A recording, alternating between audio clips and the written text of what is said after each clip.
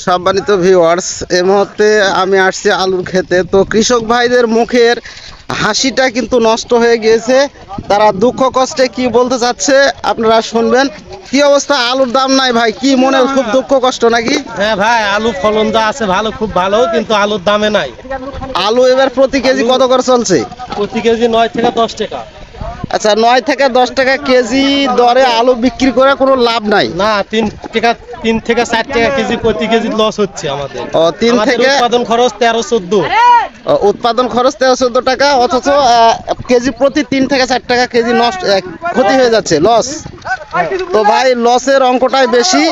তো এই বছরে কি হবে জানি না। তো আলুর ফলনটা মোটামুটি ভালো। তো এদিকে আরো অনেকে বলতে চাচ্ছে কথা, আপনারা সঙ্গেই থাকুন, সাথেই থাকুন। এই যে দেখুন আলুর ফলনটা কেমন এই বছর। আরে বাপরে, অনেক বড় বড় আলু। আলুর ফলন ভালো। এবার আলুর রেটটা কম হয়েছে আমাদের। গত বছর 5,000 6,500 টাকা ছিল, কিন্তু এবার রেট কমের কারণে আমরা তাতে দেখা যাচ্ছে যে এবছরে লেবারি খরচ বেশি হয়ে যাচ্ছে। গত বছরও কিন্তু আলু খুব লস খাইছে কৃষক, এবছরও লস খাওয়া যাবে।